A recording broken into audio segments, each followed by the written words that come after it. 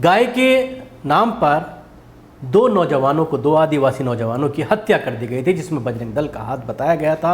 इसी को लेकर मध्य प्रदेश में जबरदस्त विरोध प्रदर्शन देखने में आया और बजरंग दल के खिलाफ हजारों की संख्या में लोग सड़कों पर उतरे और बजरंग दल पर बैन लगाने की बात करने लगे।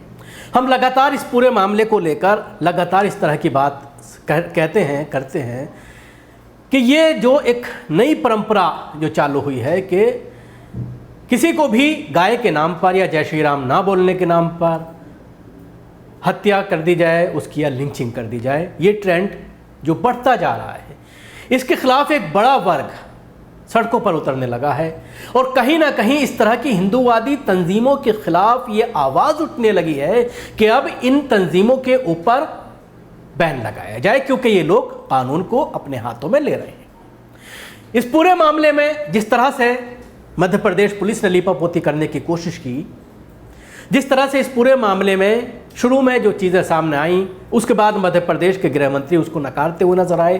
पुलिस बाकायदा कैमरे के सामने ये कहती हुई नजर आई कि बजरंग दल के लोग इसमें शामिल थे, लेकिन गृह मंत्री उसको नकारते हुए नजर आए। इसी चीज़ को लेकर सड़कों पर लोग उतरे और काफ़ी हंगामा देखने में आया। देखिए ये वीडियो।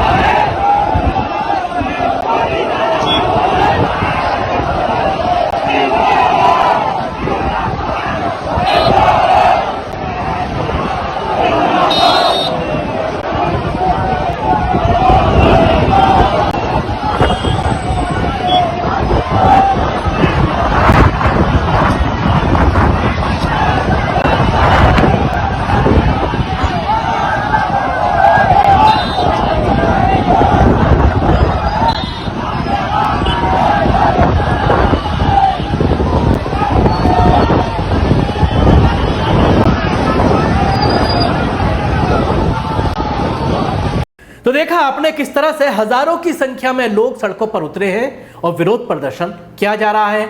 बजरंग दल पर बैन लगाने की मांग उठाई जा रही है।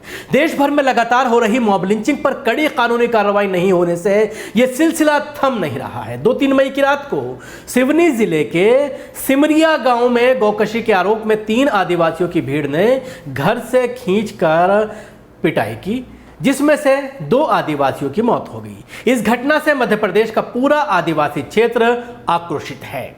आज कई आदिवासी संगठनों ने संयुक्त रूप से सिवनी बंद का आह्वान किया था। सिवनी से लगे गांव के आदिवासी भी इस बंद में भारी तादाद में शामिल होने के लिए सिवनी पहुंचे। भारतीय कम्युनिस्ट पार्टी के जिला समिति सदस्य स्वदेश पटेल ने बताया है कि सुबह से ही सिवनी के आसपास के गांव से आदिवासियों के आने का क्रम जारी रहा। इस बंद का आह्वान जय आदिवासी युवा शक्ति संगठन, गोंडवाना गणतंत्र पार्टी, बिरसा मुंडा के नाम पर बने संगठन, अखिल भारतीय किसान सभा और अखिल भारतीय किसान संघर्ष समन्वय समिति सहित कई आदिवासी संगठनों ने किया था।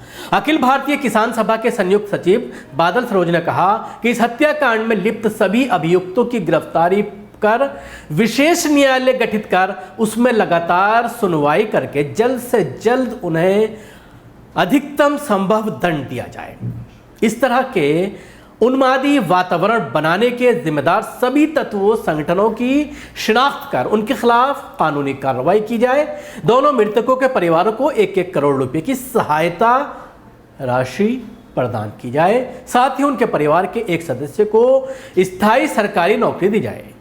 गुंडों के हमले तथा बीच बचाव में घायल हुए घटना के मुख्य गवाह बिरजेश और मृतक के परिवार वालों की सुरक्षा मुहैया कराई जाए। इसके साथ ही इस घटना में शामिल बजरंग दल एवं राम सेना नाम के संगठनों को आतंकी संगठन घोषित किया जाए। संगठनों ने कहा है कि इस तरह की घटनाओं से लगता है कि मध्य प्रदेश में कानून का राज नहीं है। इतनी बर्बरतापूर्ण घटना के बाद प्रदेश के गृह मंत्री का बयान भी अत्यंत निराशाजनक है। उन्होंने एक तरह से इस हिंसा को जायज ठहराने की कोशिश की है और इस तरह विवेचना तथा न्याय प्रक्रिया से जुड़े कर्मचारी अधिकारियों को भी एक संकेत दिया है। ज्ञापन में उपेक्षा की गई है कि मध्य प्रदेश के मुख्यमंत्री के नाते शिवराज सिंह चौहान प्रदेश में कानून व्यवस्था के राज को पुनर्स्थापित करने का काम अपनी प्राथमिकता पर करेंगे। घटना की जांच के लिए मकपा के एक प्रतिनिधिमंडल ने 4 और 5 मई को सिमरिया एवं आसपास के गांवों का दौरा किया। जांच रिपोर्ट को मीडिया से साझा करते हुए माकपा के राज्य सचिव जसविंदर ने बताया है कि धनासराम उर्फ धनसा के परिजनों के अनुसार जब वे रात को घर में सो रहे थे तब करीब 20 लोगों ने जो बजरंग दल राम सेना के नारे लगा रहे थे घर में घुसे और धनसा को पीटते हुए बाहर ले गए। जब धनसा की पत्नी फूलवती ने उसे बचाने की कोशिश की तो उसके साथ भी मारपीट की। इसके कपड़े भी फाड़ दिए गए। ये लोग अपने साथ पास के सागर गांव के संपत बट्टा को भी पकड़कर ले आए थे। हमलावर बजरंग दल एवं राम सेना के नारे लगाते हुए कह रहे थे कि उन्होंने गाय काटी है। जब वे मारपीट कर रहे थे तो पड़ोस में रहने वाले ब्रजेश की नींद खुल गई। जब वे बीच बचाव कराने आया तो उसके साथ भी मारपीट की गई। इसके हाथ में चोट आई। इस हो हल्ला में गांव वाले भी उठ गए। सब ने कहा है कि क्यों मार रहे हो, यदि अपराध किया है तो इन्हें पुलिस में दो। जब पुलिस बुलाई गई तीनों घायल धनसा, संपत और ब्रजेश को पुलिस की गाड़ी में बिठाकर कुरई सरकारी अस्पताल भेजा गया।